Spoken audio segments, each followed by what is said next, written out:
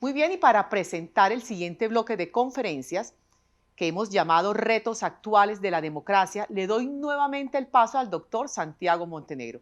Adelante, doctor Montenegro. Gracias, María Fernanda.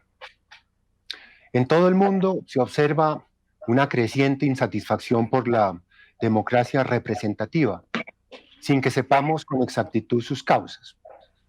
En todas partes se viven momentos de ansiedad, desconcierto e incertidumbre. Es un momento que hace recordar a Ortega y Gasset, cuando dijo: no sabemos qué nos pasa. Eso es precisamente lo que nos pasa. De la historia distante, pero también de la más reciente, hemos aprendido que momentos como estos son los momentos en que florece el populismo, el que promete solucionar de inmediato todos los problemas, pero dividiendo a la sociedad entre buenos y malos, entre un pueblo noble y una élite explotadora, entre amigos y enemigos, y por lo tanto buscando culpables para responsabilizarlos de los males presentes. Para que nos ilustren sobre las causas de esta insatisfacción por la democracia y por el creciente populismo, tenemos el privilegio de contar entre nosotros a dos intelectuales públicos de talla internacional, Enrique Krause y Moisés Naim. Enrique Krause es un historiador, ensayista y editor mexicano.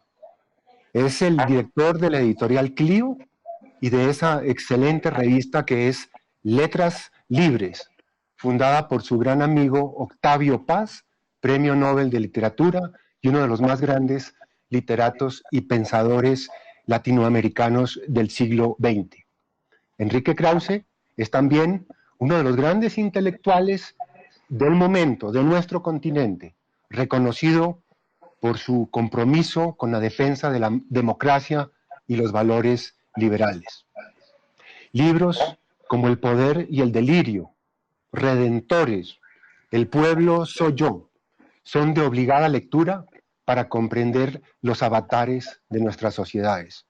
Enrique Krause ha recibido, entre otros premios, la Gran Cruz de la Real Orden Isabel la Católica en 2008 y el Premio Nacional de Historia otorgado por el gobierno mexicano. Moisés Naim tiene también una brillante carrera como intelectual público. Doctor en Economía del MIT, fue ministro de Fomento y director del Banco Central de Venezuela. Pero su pensamiento e influencia ha ido más allá de la economía.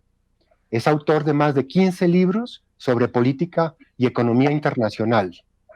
Precisamente su libro, El fin del poder, ha sido publicado en docenas de países y fue seleccionado tanto por el Financial Times como por el Washington Post como uno de los mejores libros del año en su publicación. Por su parte, la revista británica Prospect lo incluyó en su lista de los intelectuales más influyentes de la actualidad. Muy apreciados Enrique Krause y Moisés Naim, sean muy bienvenidos a nuestro Congreso de Asofondos. Adelante, Moisés, tienes tú la palabra. Muchas gracias, Santiago. Gracias por la invitación y es para mí un gran placer estar con mi fraternal amigo Enrique Krause en esta conversación. Creo que no vamos a encontrar muchos puntos de diferencia, pero sí vamos a encontrar muchas oportunidades de aclarar confusiones y cosas. Y Santiago, esa frase de Ortega y Gasset con la que tú iniciaste, no sabemos lo que nos pasa y eso es precisamente lo que nos pasa, creo que es muy apropiada para el momento y entonces una de las tareas, una de las prioridades es a tratar de ir aclarando qué es lo que nos pasa. En tu introducción, Santiago, también hablaste del populismo y pareciera que estuviéramos viviendo una pandemia de populismo, ¿no? Y en la cual hay muchas confusiones. Entonces creo que Enrique y yo pensamos que quizás era bueno comenzar aclarando términos para que todos estemos hablando de lo mismo, ¿no? Entonces, en ese sentido es útil quizás aclarar qué no es el populismo. El populismo, como termina con ismo, es frecuentemente confundido con una ideología, por aquello del marxismo, el comunismo, el maoísmo, todo lo que termina con ismo es una ideología, pero no, el populismo es vacío de contenido. Podemos ver a Andrés Manuel López Obrador de izquierda en México y a Jair Bolsonaro de derecha en Brasil, y ambos son exponentes claros de un populismo. Y en el mundo tenemos largas historias de esto, ¿no? Tenemos el populismo que vimos y que vemos en Nicolás Maduro y en Hugo Chávez, y el populismo que vimos en Donald Trump o Boris Johnson en el Reino Unido. No son iguales, no son idénticos, obviamente hay enormes diferencias por los países, pero es muy importante esto para ilustrar que el populismo no es una ideología. El populismo es una serie de tácticas, trucos y formas de actuar para obtener y retener el poder político. El otro mito que hay es que el populismo solo ocurre en países pobres y con democracias precarias o poco consolidadas, cosa que no es cierto, como ya lo hemos visto en Europa y en el mismo Estados Unidos. No necesariamente el populismo es antidemocrático. Lo que sucede es que tiene una propensión al gasto público, por aquello que explicaba Santiago y sobre el cual Enrique ha escrito mucho, que es todas las promesas económicas imposibles de satisfacer, y que a medida que se va complicando la economía y va aumentando el gasto público, se va generando resistencias dinámicas y protestas que llevan a una propensión autoritaria en muchos casos. Entonces el populismo autoritario es una preocupación muy importante. Pero estos son solo pinceladas de la definición de populismo, y quizás nos ayudaría mucho empezar a poner cosas en claro con respecto a por qué ahora y por qué el populismo, por qué en este siglo XXI, estas 2 décadas iniciales del siglo XXI, el populismo se ha vuelto de nuevo un tema central. Enrique, cuéntanos por qué. Pues yo también agradezco mucho esta invitación y la oportunidad de conversar con mi querido, admirado amigo Moisés Naim. Bueno, los historiadores tenemos esa tendencia natural a pensar que si nos vamos para atrás y estudiamos la historia, podemos entender un poco mejor lo que nos pasa. Y no voy a renunciar a esa tendencia natural. Y para comentar con ustedes dos ideas que se me ocurren de por qué en el siglo XXI ha surgido el populismo. Bueno, una es la siguiente. El siglo XX vivió 2 totalitarismos. El totalitarismo nazi-fascista y el totalitarismo comunista. El primero fue claramente derrotado, militarmente derrotado, también derrotado desde el punto de vista del prestigio. Nadie, o casi nadie, o ningún gobierno en la segunda mitad del siglo XX se presentaba ya de manera legítima en el concierto de las naciones como un gobierno nazi o como un gobierno abiertamente fascista. Sí, hubo gobiernos militares, incluso genocidas, como el de los generales argentinos de los años 70-80, el caso de Chile, Uruguay, las dictaduras militares de América Latina. Pero el tipo de régimen específico del nazifascismo, hablo de Mussolini y desde luego de Hitler, ese régimen fue derrotado. Ahora bien, el otro totalitarismo, el comunista, encarnado primero desde luego en la Unión Soviética, después en China, después en Cuba, luego en varios otros países del este, recorrió el siglo XX desde el triunfo de la Revolución Rusa 17, todo el siglo XX con una cierta impunidad. Y a pesar de que en 1989 cayó el muro de Berlín, la hipótesis que quiero ahora presentar a ustedes es que ese totalitarismo comunista no sufrió un desprestigio remotamente similar al del nazi fascista, a pesar de los decenas de millones de muertos del gobierno chino, del gobierno ruso, etcétera. No sufrió ese desprestigio. Creíamos nosotros, los liberales, los demócratas, que el siglo XX terminaba con la derrota ya definitiva de los dos totalitarismos. Mi punto es que el nazi fascista fue derrotado, pero siguió latente. Y el otro no fue derrotado en términos de prestigio. El experimento cubano no sufrió desprestigio mayor en América Latina. Entonces, mi hipótesis historiadora es la siguiente. Al comenzar el siglo XXI, en América Latina al menos, en la persona de Hugo Chávez, se dio el resurgimiento de dos elementos fundamentales de estos dos totalitarismos. Uno, el del líder carismático. El del líder carismático, que es más característico del régimen nazi y fascista que del comunista. Es decir, Mussolini y Hitler eran sobre todo líderes carismáticos, mucho más que Stalin, desde luego. Pero el elemento comunista, del otro totalitarismo, se lo dio Cuba. Entonces, aquí estamos, esa es mi tesis, en el siglo XXI en América Latina, y creo que funcionaría para otros sitios del mundo, pero por lo pronto claramente para América Latina, en el caso de que hay una mutación que combina elementos del fascismo con elementos del otro totalitarismo, pero con la novedad de llegar al poder por la vía de los votos y de la democracia, para acabar con la democracia y con la libertad. En suma, resumo,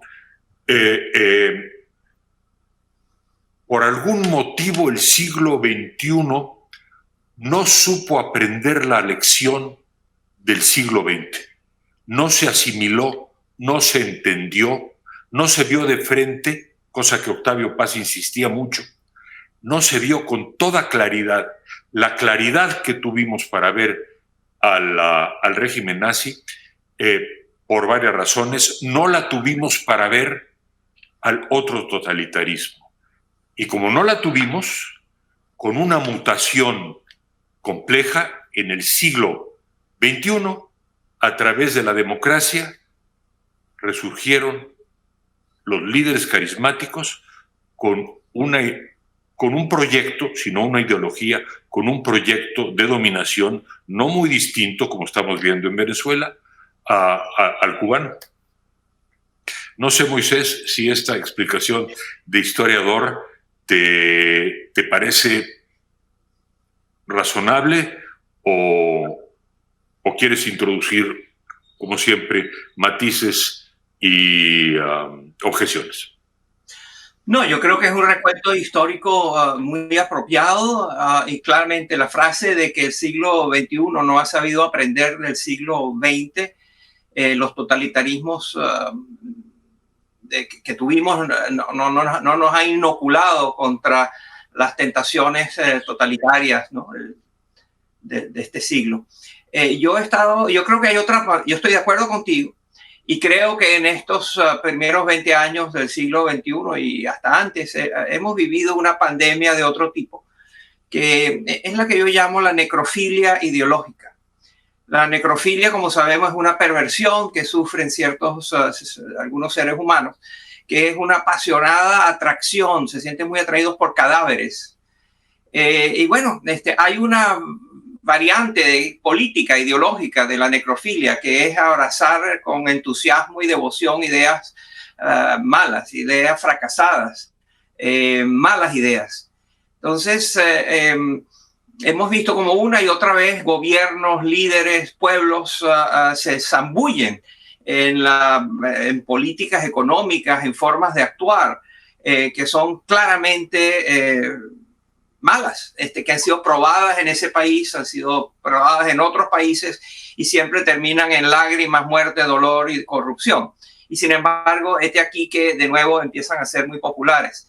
Entonces, la pregunta, Enrique, para ti es, aquí estamos no solo en una guerra ideológica, sino como parte fundamental de esa guerra ideológica que, repito, no tiene que ver con el populismo, tiene que ver con simplemente una propensión autocrática. Esto es sobre democracia, más que nada. Es una conversación sobre democracia y cómo protegerla y cómo promoverla y cómo mantenerla.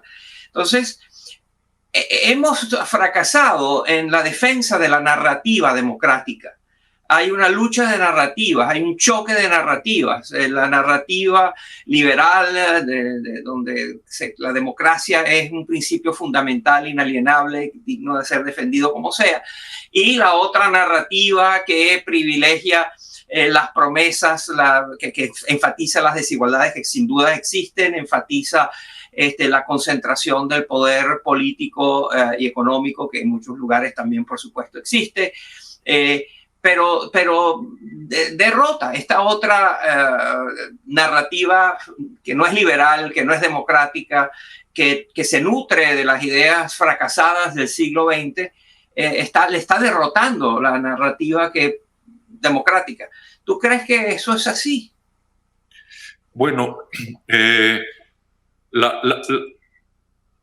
no sé si está derrotando, porque esta es una guerra es un maratón, es una guerra de 100 años. No sé en qué batalla de esa guerra estamos. Parecería que en este momento estamos en un momento en donde la democracia está en repliegue y los valores de la libertad y democracia están en repliegue. Hemos fracasado en lo que se llamaría una pedagogía liberal o una pedagogía democrática. Lo que pasa es que tampoco es muy sencillo. No se ve, no es fácil que la gente vaya por las calles a defender la libertad o la democracia. Es menos sexy que defender la revolución, que defender al caudillo carismático.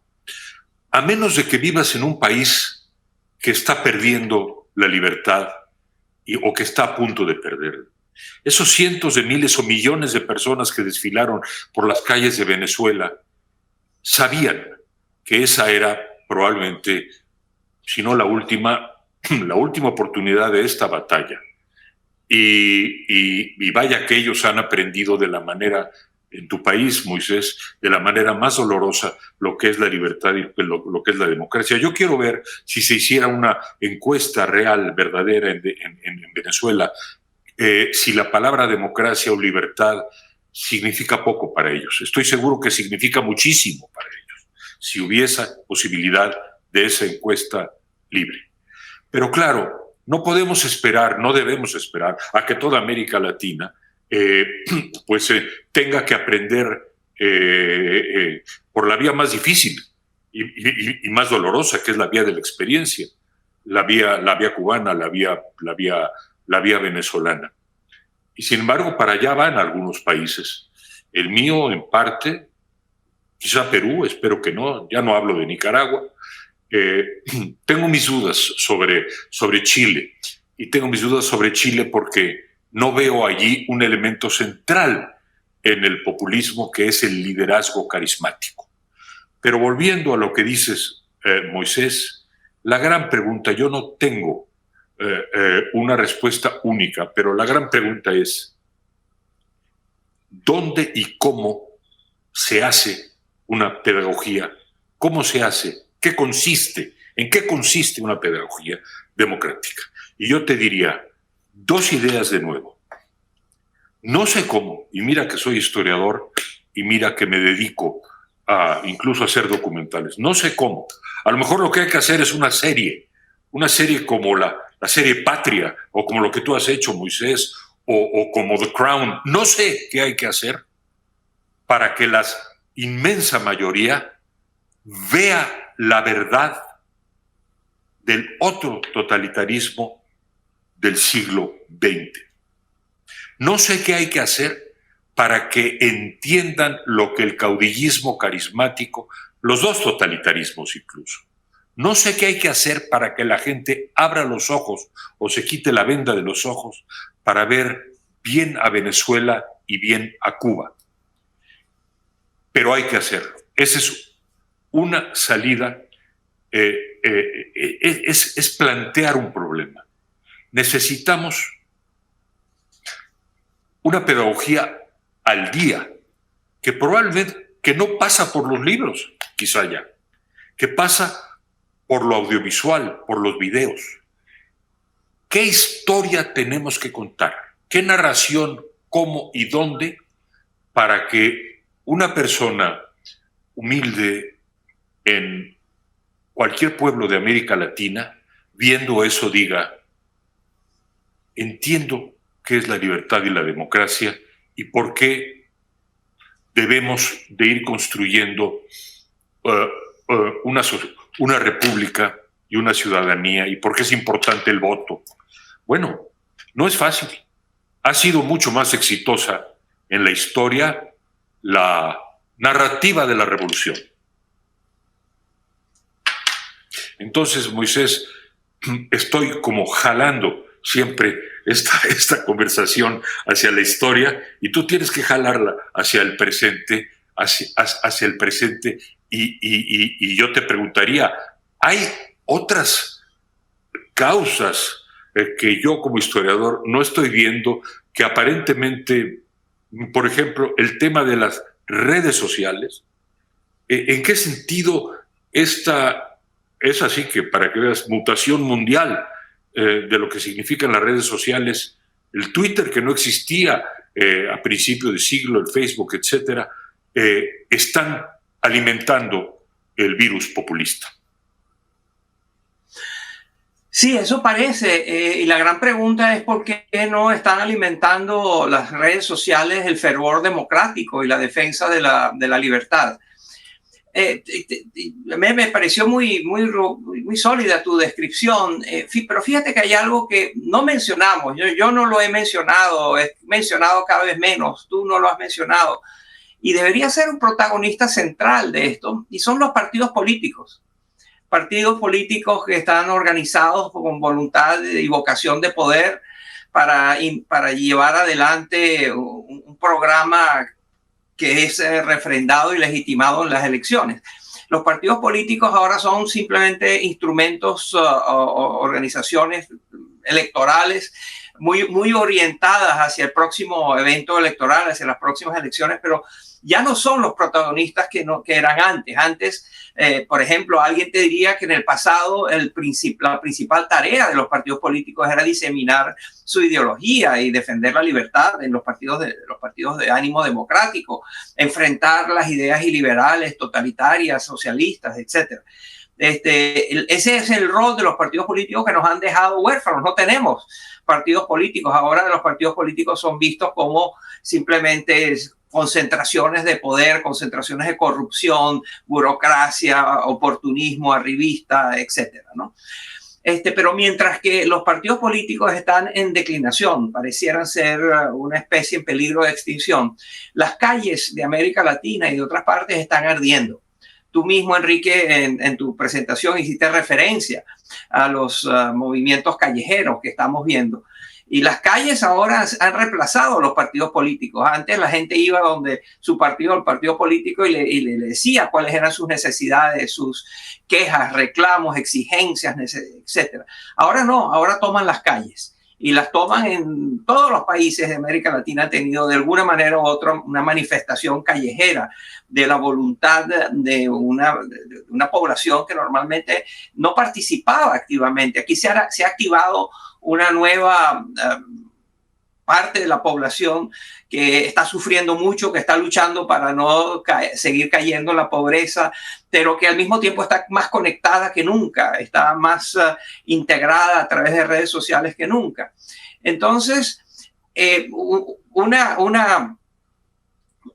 cada vez que hay una explosión social en las calles, aparece la teoría de la conspiración. O sea, esta gente está en la calle porque ha sido manipulada por una conspiración, quizás inclusive internacional. La C de la conspiración.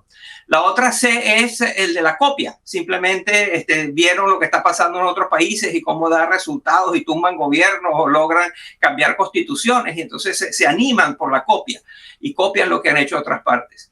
Y el otro es la combustión espontánea. Simplemente la situación está tan mal, está tan deteriorada, la falta de esperanza, la falta de la idea de que nuestros hijos tendrán una vida mejor que la nuestra.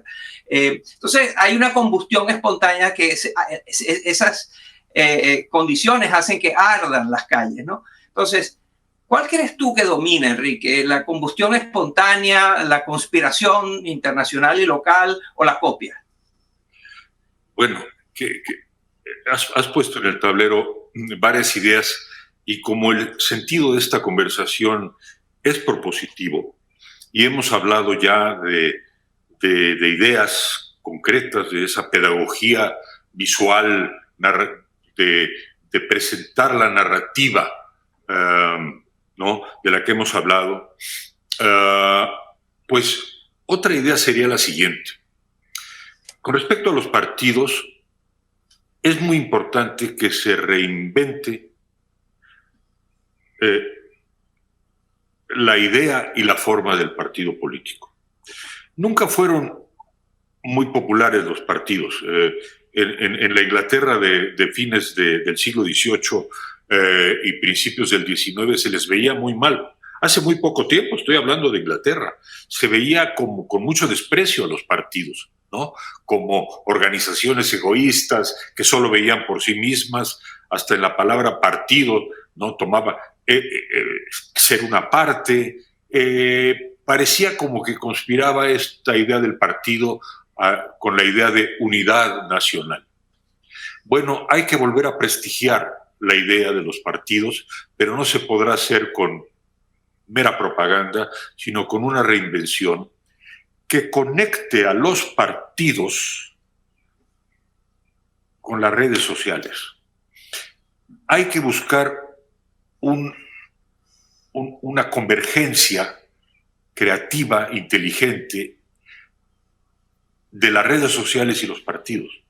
Los partidos tienen que tener una representatividad muchísimo mayor, ser muchísimo más democráticos al interior, escuchar mucho más la voz de sus simpatizantes o afiliados. En suma, existe la necesidad de que la democracia representativa sin partidos no funciona. No se puede. No, es la única forma de castigar a una corriente política es a través de los partidos. Porque si llega un caudillo, por definición, no se le puede castigar más que quitándolo, cosa que a veces es difícil. Es mucho más costoso cuando se trata de un partido. Hay que recrear, depurar, reinventar la idea del partido. Eso en cuanto a los partidos. En cuanto a las manifestaciones de la calle, Moisés, hombre, yo creo que se han inhibido por la pandemia. Y a pesar de la pandemia, mira cómo han ocurrido, la estamos viendo en Colombia y aún en México. Quiero imaginar que después de que termine el ciclo, esperemos que termine el ciclo de la pandemia, se van a multiplicar estas expresiones en la calle. Pero son dos tipos de manifestaciones, Moisés. Por un lado, la que ocurre en la calle y por otro lado, la que ocurre a todas horas en las redes sociales. Hay que articular esas manifestaciones en las calles y esas manifestaciones en las redes con los partidos políticos. tenemos que repensar a los partidos políticos. En cuanto a que las manifestaciones sean producto de una conspiración, de una copia o de la espontaneidad, cada caso es distinto y tiendo a creer que es una combinación de lo que dices. Hay varias manifestaciones que veo en las calles que me parecen sospechosas. Sin embargo, como no soy un conspiranoico, pienso, buena parte, recuerdo el año del 68 en México, en donde decían que aquí había mano de la CIA y de Cuba. Bueno, claro, había mano de la CIA y de Cuba y de la URSS, pero los cientos de miles de estudiantes que marchaban en las calles, la inmensa mayoría lo hacía de manera espontánea y auténtica.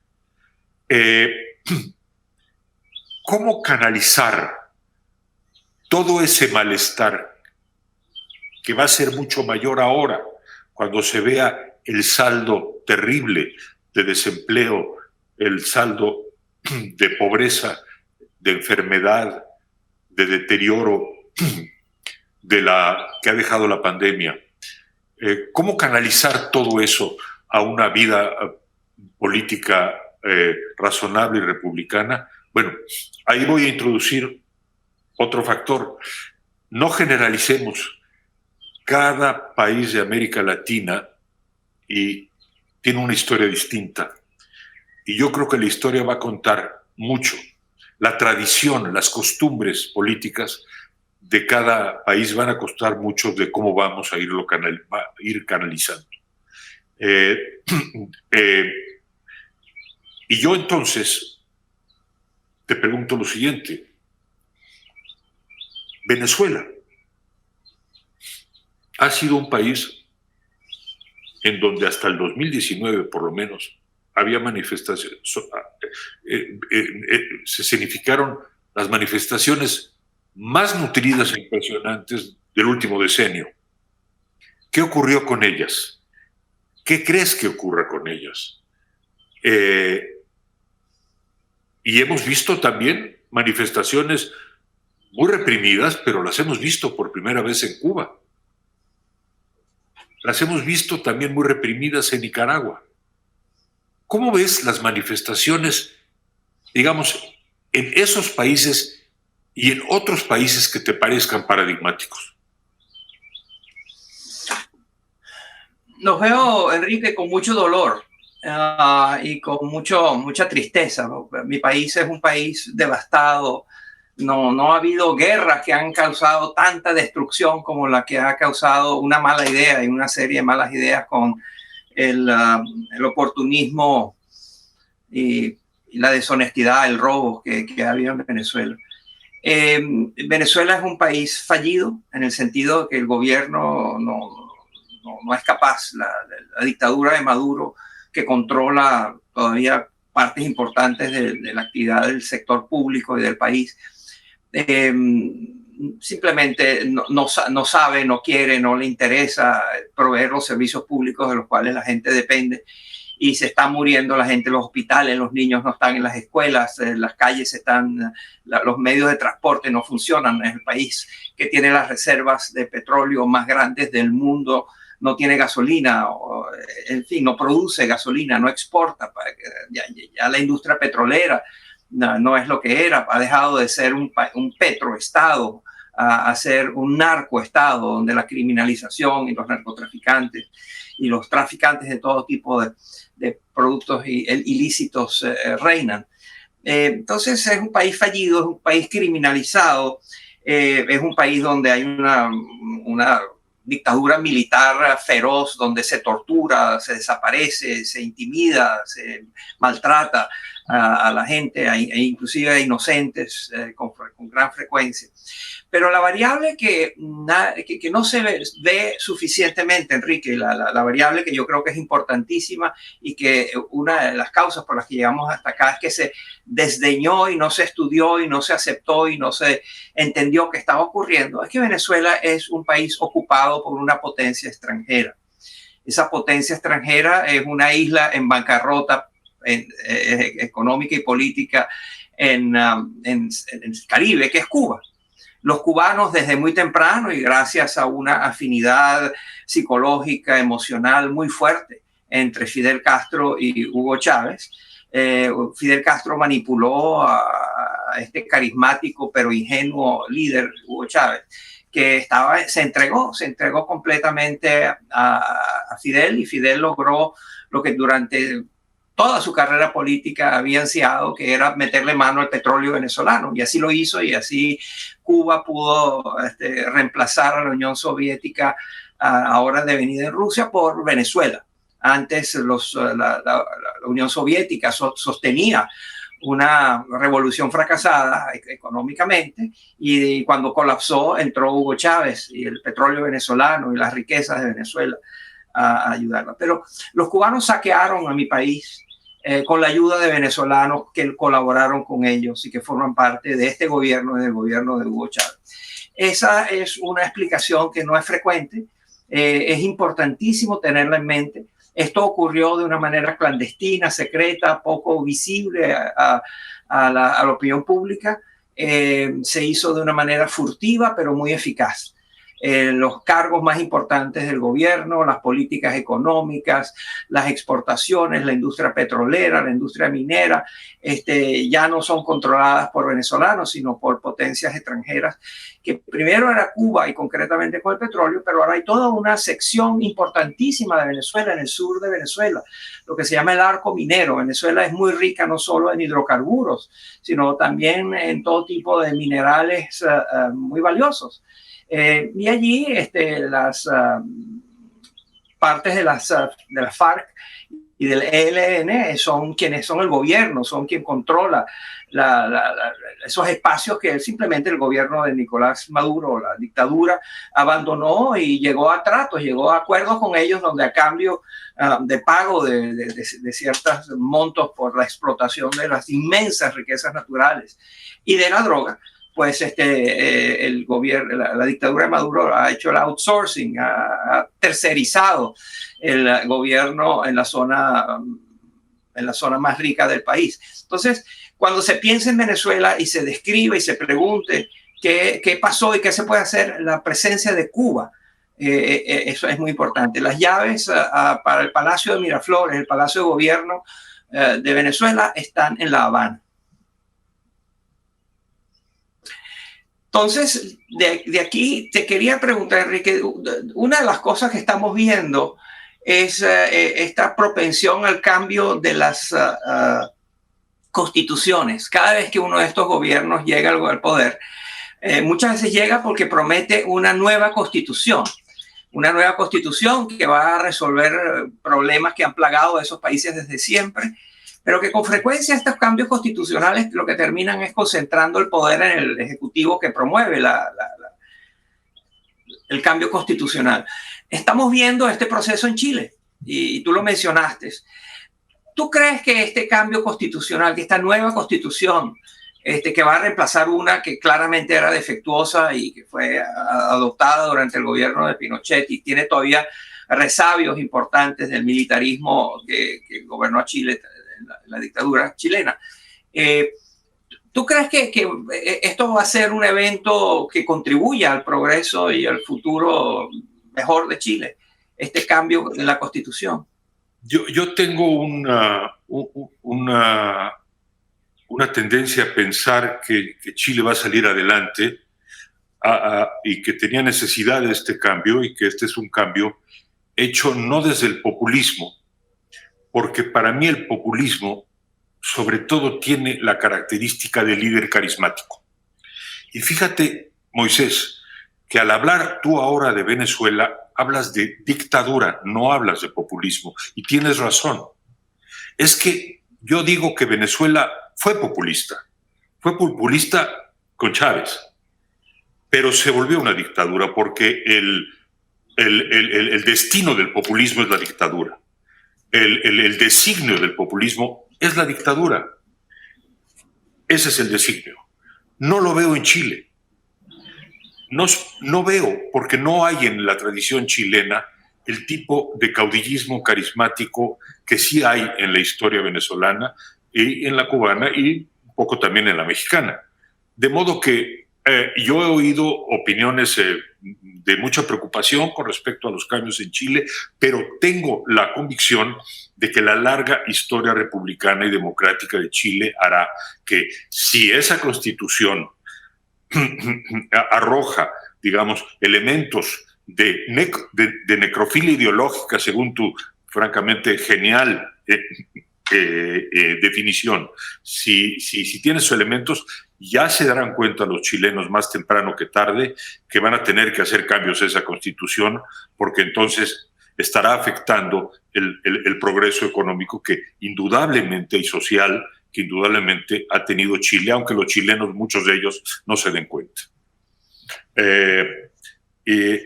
Ahora bien, Moisés, como repito, esta conversación creo que tiene la vocación propositiva, y hemos hablado de esto, hemos hablado de la pedagogía. Yo quisiera plantearte dos salidas, dos puntos posibles no de solución, pero de métodos para eso que llaman, para esa pedagogía de darle sentido y conciencia a los pueblos sobre lo que es la democracia. Uno es, lo hemos hablado varias veces, la necesidad de ampliar la cultura del debate. Esto que tú y yo estamos haciendo es una conversación, no un debate. Pero todos sabemos que hay escuelas de debate, métodos de debate. Y yo siempre he creído que la cultura de debate debe llegar a las escuelas primarias y secundarias y a las universidades y a los medios. Ampliar mucho. Y existe el Zoom, sí. No podemos encontrar el modo, inventar el modo en hacer mucho más vivos y participativos y imaginativos, digamos, los debates. Esa es una idea. Y la otra, Moisés, que quiero tu opinión, es esta. América Latina es una unidad en el lenguaje y un poco en la cultura en parte, pero somos muchos países, cada uno con una historia distinta. Nos parecemos y no nos parecemos. Otra idea es, necesitamos conocernos mejor. Los latinoamericanos necesitamos conocernos mejor. Los mexicanos necesitamos conocer mejor la experiencia de Uruguay, de Venezuela, de Perú, de Argentina. Hablamos mucho de América Latina, pero es una abstracción. ¿Cómo hacemos para conocernos mejor? Allí creo que, de nuevo, está abierta la imaginación a los proyectos de narrativa y de debate que podamos hacer. Entonces ahí están dos ideas concretas. Una, la palabra debate, y otra, la circulación de conocimiento y de ideas entre los distintos países. Es imposible estar en desacuerdo contigo, Enrique. Es muy difícil, es imposible no desear que haya más debate racional, civilizado, democrático, decente. Y es también indiscutible que sería muy útil que sobre todo las fuerzas de la libertad, de la democracia de América Latina se conozcan mejor y que las poblaciones se conozcan mejor y entiendan las circunstancias. En esos dos eventos, en esas dos políticas o estrategias que tú propones, yo le añadiría una, que es, ¿quién es el protagonista de eso? ¿Quién es el que lleva adelante estas iniciativas? ¿Quién es el que hace que los debates sean más constructivos? ¿Quién es el que promueve la integración política de América Latina desde un ángulo de la democracia y libertad? Bueno, de nuevo, podrían ser los partidos políticos, pero están tan desprestigiados, tan arraigados en sus malas prácticas, nadie los respeta realmente, ¿no? No hay un importante respeto. los partidos políticos. Yo siempre pongo el ejemplo, pregúntale a una joven o a un joven de 20 años que quiere cambiar a su país, que quiere cambiar a su ciudad, si le gustaría entrar a un partido político, y te van a decir que no. Ellos participan en movimientos espontáneos, en ONGs, en colectivos, etcétera. Entonces, los partidos políticos no tienen la capacidad de atraer y retener el talento y los recursos que hacen falta para llevar adelante esas iniciativas indispensables que tú sugieres. Y lo estamos viendo en Colombia, ¿no? Creo que una de las cosas por las cuales se están complicando tanto la situación en Colombia es porque del otro lado no está claro quiénes son los líderes. Hay especulaciones, etcétera, pero cuando el gobierno se sienta a tratar de negociar la paz, por llamarlo de alguna manera, pues no está muy claro que quienes están sentados del otro lado de la mesa son verdaderos representantes que convocan y reflejan a todos quienes están en la calle, ¿no? Ciertamente representan un grupo, pero no todo. Lo que quiero decir es que se ha descompuesto la capacidad de convocar y representar a amplios grupos de la población.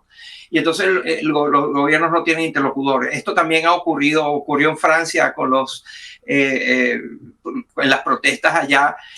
Lo estamos viendo en Perú, lo vimos en México. Del otro lado del mostrador no hay necesariamente líderes quizás carismáticos, como tú los llamas, que representan otra visión. Pero estamos aquí, tú y yo, ya terminando la conversación, Enrique, y estamos en Colombia, estamos hablando frente a una audiencia de amigos colombianos que seguramente estarán muy interesados en saber cómo vemos tú y yo lo que está sucediendo en Colombia. ¿Qué ideas tienes? ¿Qué intuiciones tienes con respecto a lo que está pasando en Colombia? Bueno, déjame retomar nada más, Moisés. Yo creo que ¿quién puede hacerse cargo de esas ideas sobre la pedagogía, sobre los debates, sobre conocernos mejor? Yo tengo una respuesta, que no son los partidos, son los empresarios de la región. Quienes tienen en sus manos, si no la solución inmediata, porque esa está encima del problema, pero la historia sigue, y los jóvenes están allí, y las generaciones están allí, las próximas generaciones. Entonces, si queremos empezar a construir el futuro, comencemos, además de lidiar con los incendios del presente, comencemos a construir algo para el futuro. Y esa pedagogía, esa cultura de debates, ese conocimiento mejor, esa nueva narrativa, esa la tienen que convocar los empresarios de toda la región. Ellos tienen los recursos, ellos tienen en sus manos, y yo los convocaría a que encuentren el modo de hacer, digamos, un think tank, un congreso de ideas, para ver, porque dinero no va a faltar. Lo que falta son las ideas. Hemos hablado de ideas generales. Hay que aterrizar, como decimos feamente en México, esas ideas en proyectos concretos. El dinero no va a faltar, porque existe capital en México, en América Latina, para poder desarrollar estas ideas. Pero primero hay que tener claras esas ideas. Entonces, una excitativa, una propuesta. Ideas para la democracia en el siglo XXI. Se necesita un grupo que piense en esas ideas para aterrizarlas, para llevarlas a proyectos concretos. Ahora, Colombia. Con Colombia me pasa un poco con lo de Chile. ¿Qué le voy a hacer? Como estoy en un país que está en una crisis profunda, no me dirán que les estoy hablando desde una comunidad. Créame que ser un intelectual crítico en México es lo menos cómodo que existe, que pueda yo imaginar en este momento, de modo que no les hablo desde la comunidad, les hablo desde la empatía. Y entiendo que está la situación en Colombia delicadísima, por lo que leo. Pero de nuevo, igual que en Chile, en Uruguay, en Costa Rica, algo conozco de la historia colombiana. Y como historiador pienso, son ya 2 siglos de tradición democrática, de elecciones, de libertad de expresión. Y me llama mucho la atención en el caso colombiano, en contraste con otros países de América Latina, visto desde México, y como historiador, pues que no hay la figura del caudillo carismático tan pronunciada, tan clara como la hubo en el caso de otros países, en particular Venezuela y también México. Entonces,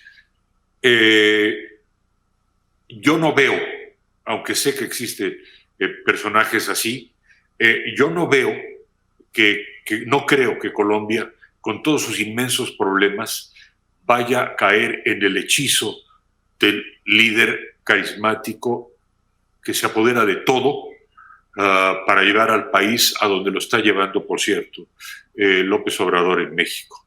No lo veo. Pero entonces, ¿cuál es la alternativa? Bueno, la alternativa a corto plazo, me temo, es esta turbulencia, esta dificultad para salir adelante, intenta y equivócate y vuélvelo a intentar. No tengo ninguna receta. Les deseo que esto se vaya apaciguando y canalizando debidamente.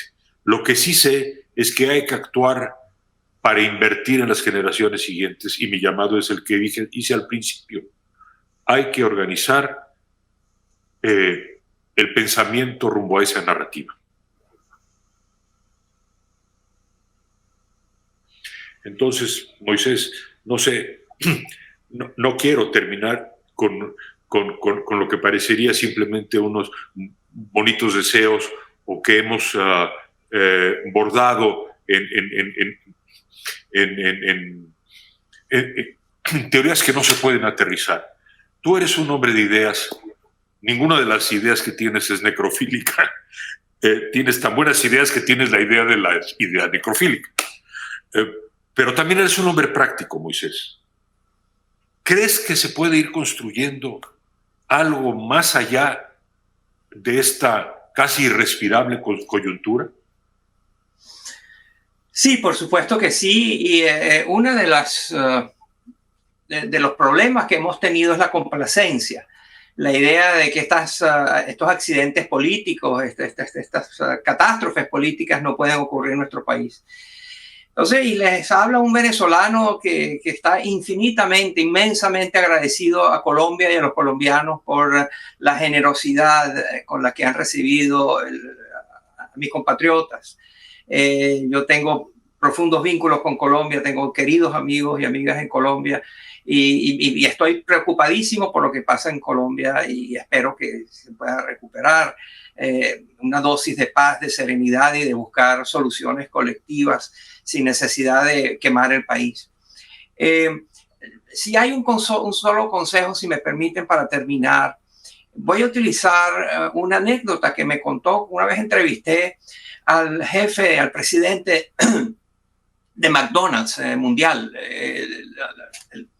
la cadena de hamburguesas.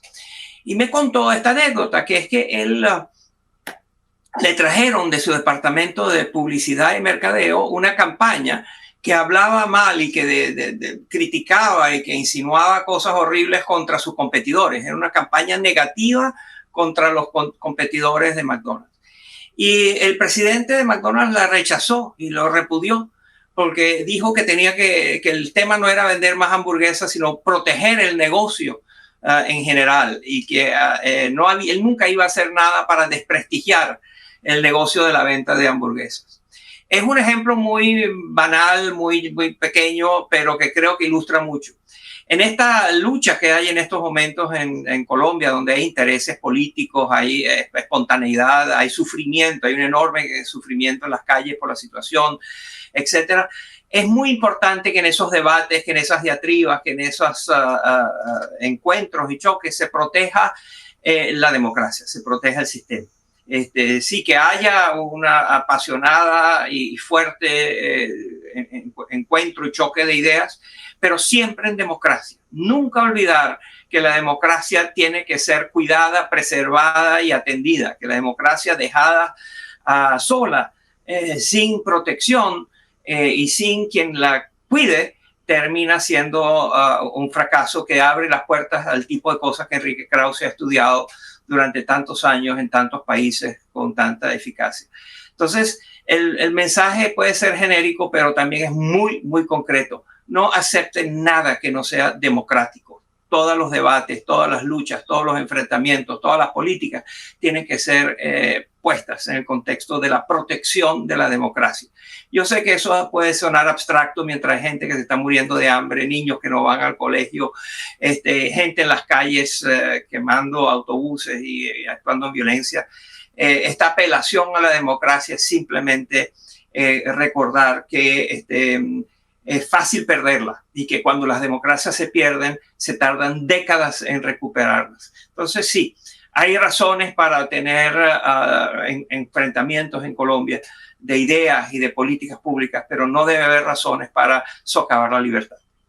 Creo que con esto hemos llegado al final del tiempo que teníamos, Enrique. No sé si creo que vamos a cerrar aquí el tiempo que nos tienen los organizadores, ¿no? Yo solo quiero agregar lo siguiente. En América Latina, en toda América Latina, existe una tradición de las familias. En Colombia, en Venezuela, en Chile, existe un nosotros por encima del yo. La familia que luego se vuelve una gran familia. En una familia no puede haber el criterio de que hay o eres mi amigo o eres mi enemigo. Ese es un criterio inventado por un teórico nazi, Carl Schmitt, y eso no puede prevalecer en América Latina. El mensaje ese sí es sencillo. Podemos tener opiniones distintas, no podemos permitir vernos únicamente como amigos o enemigos. No, todos somos una familia.